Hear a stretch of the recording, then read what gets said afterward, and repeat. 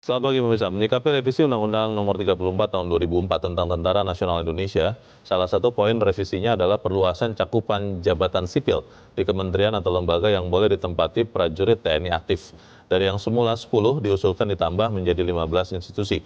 5 instansi yang kini diminta juga untuk bisa diisi prajurit TNI aktif adalah Kementerian Kelautan dan Perikanan, Badan Nasional Penanggulangan Bencana, Badan Nasional Penanggulangan Terorisme, Keamanan Laut, dan Kejaksaan Agung. Pemirsa, inilah editorial Media Indonesia di seri ini Kamis 13 Maret 2025 dengan tema Jaga Reformasi TNI bersama saya Luna Samusir, dan Anda semua bisa juga menyatakan pendapat Anda nanti dengan menelepon nomor telepon 021 583 99 100. Dan pemirsa, pagi ini telah hadir bersama saya anggota Dewan Redaksi Media Group Arief Suditomo. Mas Arief, selamat pagi. Pagi Leo. Sehat-sehat Mas? Alhamdulillah. Kita bicara revisi Undang-Undang TNI, tapi pesan dari editorial jelas jaga reformasi TNI. Ya. Yang dijaga itu apanya Mas Arief?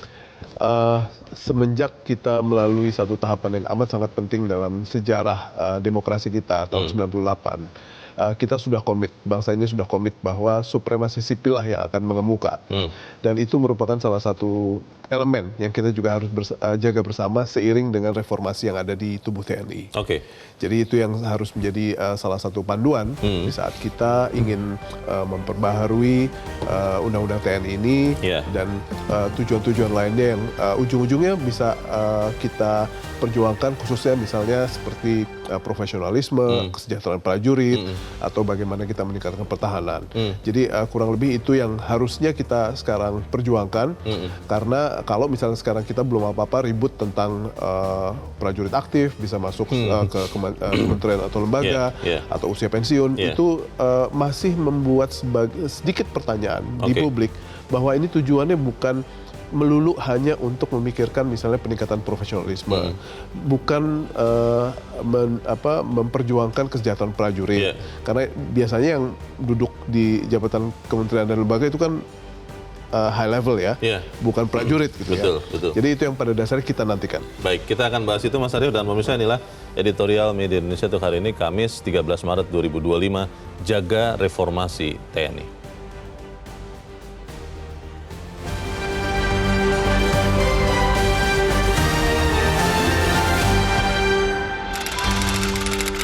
Jaga Reformasi TNI.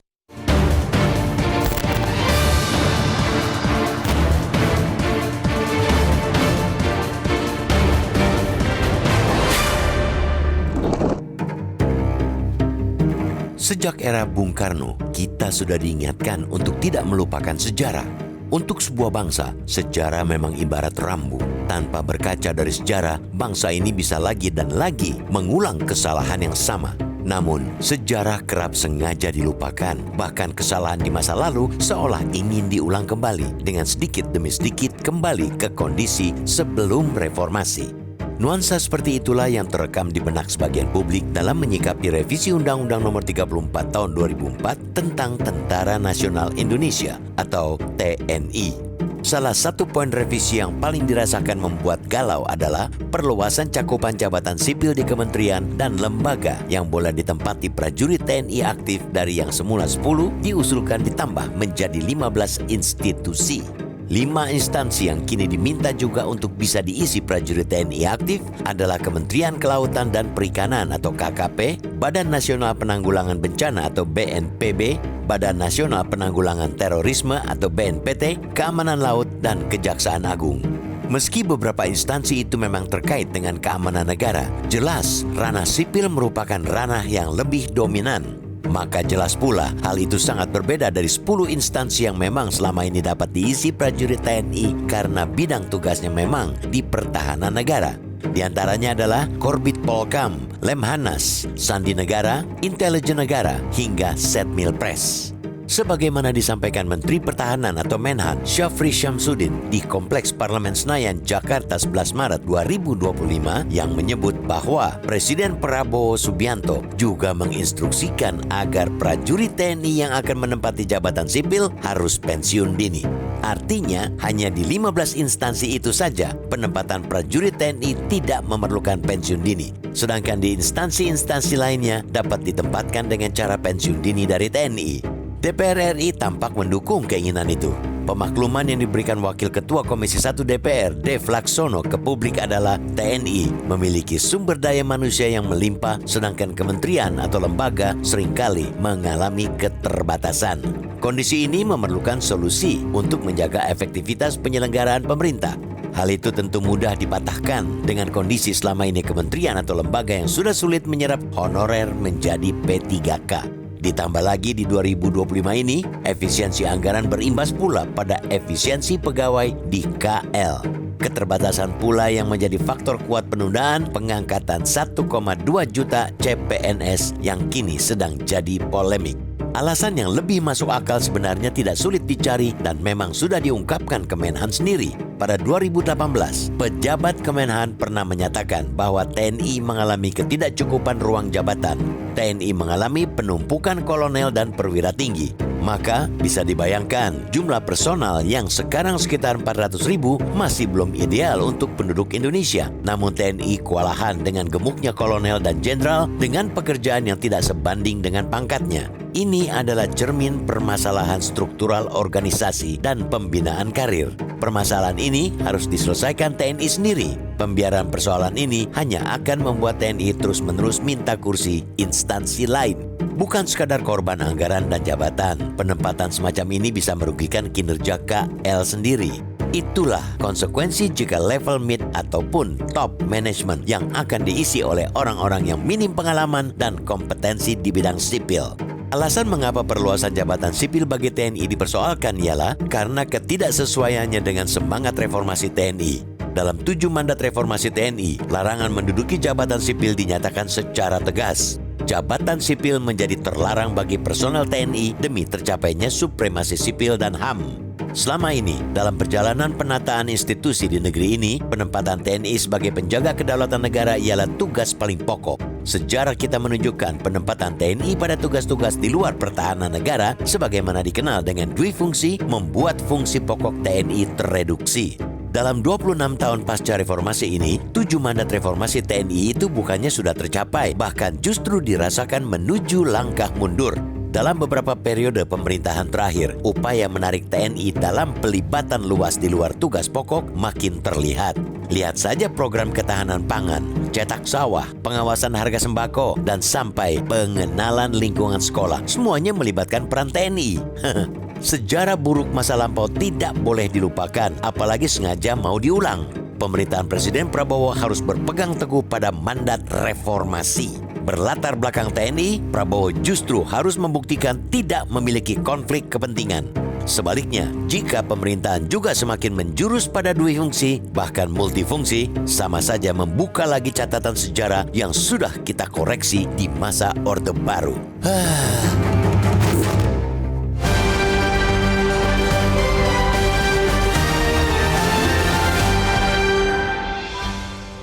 Di bagian berikut Anda bisa menyatakan pendapat Anda, pemirsa. Untuk saat ini tetaplah bersama kami.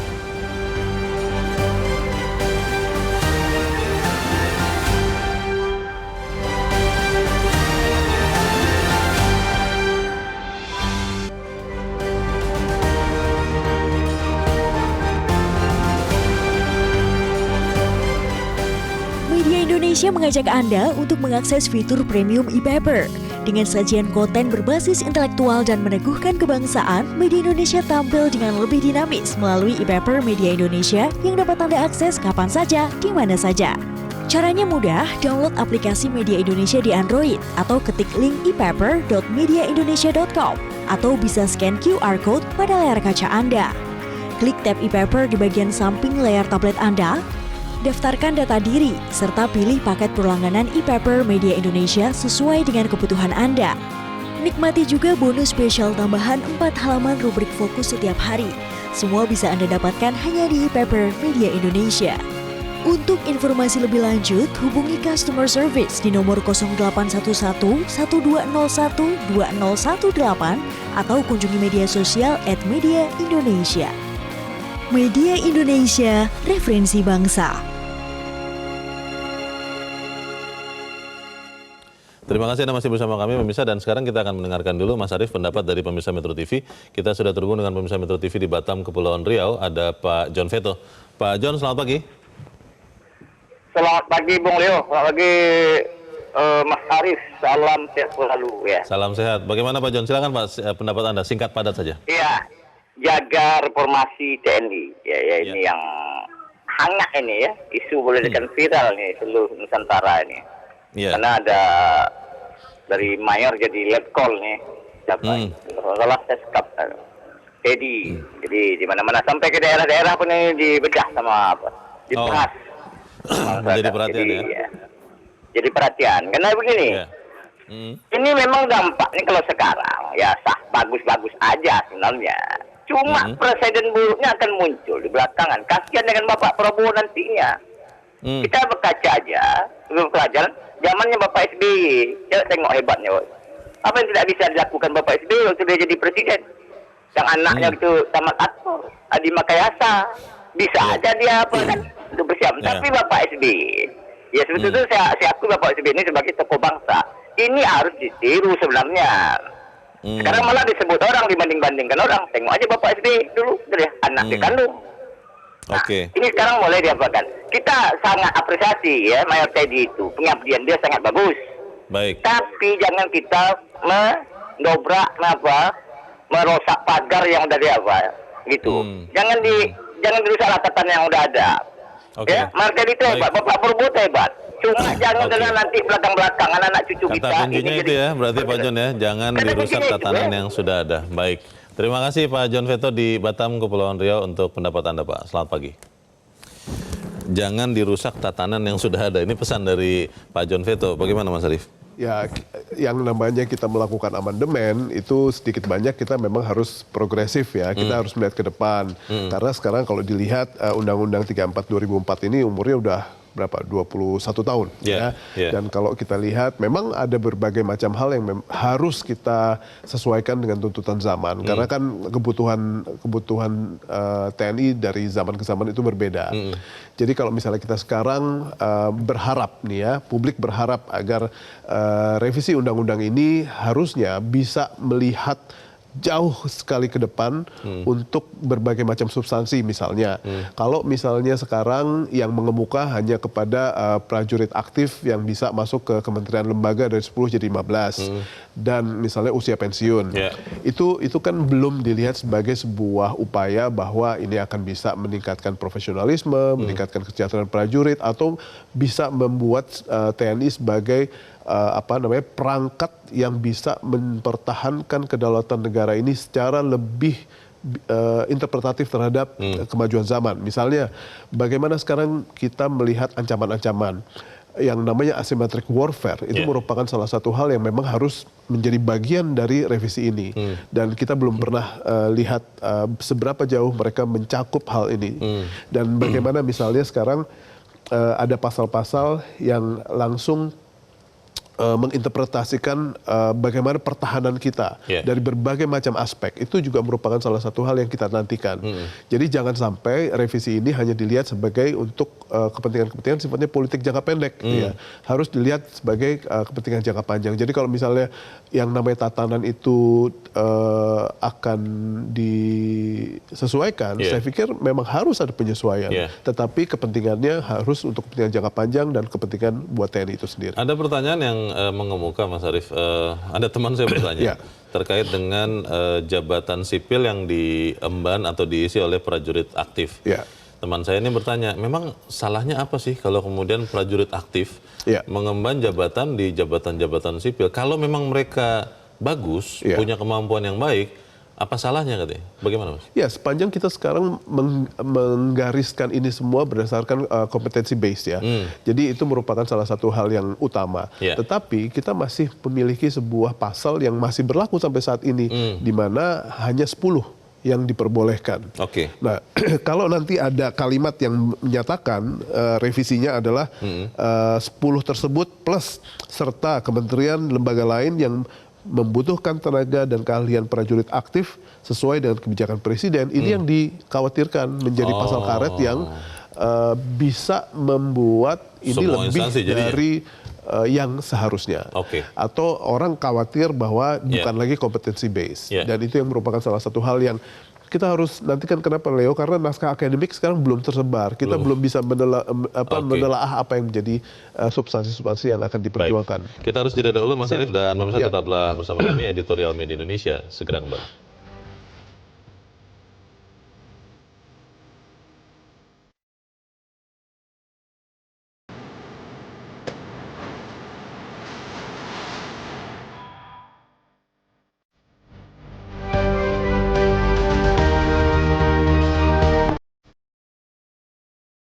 Kita ada di bagian akhir dari diskusi kita pagi ini, Mas Arief. Kalau saya percaya betul, kita percaya betul TNI ini adalah pelindung negeri ini, dan sikap-sikap kesatria itu tetap ada.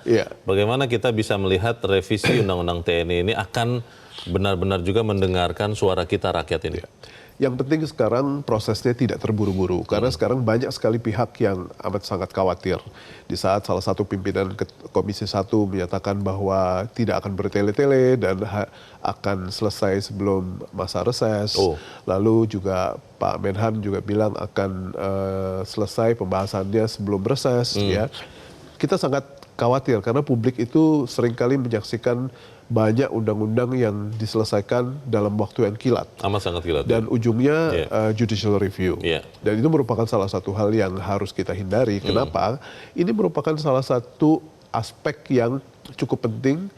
Kenapa? Karena kekhawatiran duifungsi atau multifungsi itu merupakan salah satu hal yang sangat-sangat serius dari apa yang sudah berlangsung kurang lebih sepanjang zaman Orde Baru. Dan bagaimana catatan-catatan yang cukup kelam itu akibat dari duifungsi itu merupakan salah satu hal yang kita ingin kubur dalam-dalam. Sehingga kalau misalnya pembahasan ini dilakukan dengan cepat, tidak melibatkan publik secara proper, naskah akademiknya tidak disebar dengan baik, lalu daftar isian masalahnya juga tidak melibatkan publik, partisipasi publik sangat dibatasi, dilakukan secara tertutup. Itu merupakan kombinasi dari sebuah kegagalan dukungan publik yang seharusnya ada. Dan ini merupakan salah satu hal yang kita harus suarakan. Kenapa? Karena partisipasi publik untuk bisa melihat bagaimana kita akan mendukung TNI yang profesional, yang bisa mensejahterakan prajurit, yang bisa menginterpretasikan pertahanan di masa mendatang, itu merupakan salah satu hal yang amat sangat penting untuk bisa menjadi bagian dari rancangan undang-undang ini. Peran dari pemerintah di sini mungkin terkhusus Presiden seperti apa kira-kira Mas Arief? Kita berharap sebagai Panglima tertinggi, beliau akan menjadi patron yang bijak agar kita bisa sama-sama menjadi insan yang memiliki TNI. Kenapa? Karena kita sangat punya kepentingan bahwa TNI adalah milik kita semua. Dan bagaimana peran TNI ke depan juga menjadi salah satu bagian dari masa depan setiap insan yang ada di bangsa ini. Kita tunggu nanti sama-sama bagaimana kemudian reformasi TNI memang benar-benar untuk rakyat. Mas Arief Suditomo, terima kasih sudah hadir di tempat ini. Selamat pagi, Mas. Pagi. Pemirsa, sejarah buruk masa lampau tidak boleh dilupakan, apalagi sengaja untuk diulang. Pemerintahan Presiden Prabowo harus berpegang teguh pada mandat reformasi. Berlatar belakang TNI, Presiden Prabowo justru harus membuktikan tidak punya konflik kepentingan. Sebaliknya, kalau pemerintahan juga semakin menjurus pada duifungsi bahkan multifungsi, sama saja membuka lagi catatan sejarah yang sudah kita koreksi di masa Orde Baru. Saya Leonard Samosir berterima kasih Anda sudah menyimak Editorial Media Indonesia pagi ini. Terus jaga kesehatan Anda, terus jaga nurani Anda. Selamat pagi, sampai jumpa.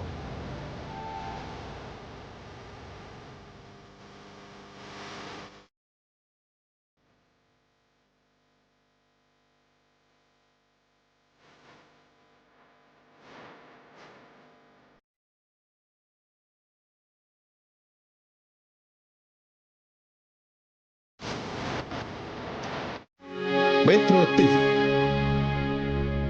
Jelajahi cara baru mendapatkan informasi. Download Metro TV Extend sekarang.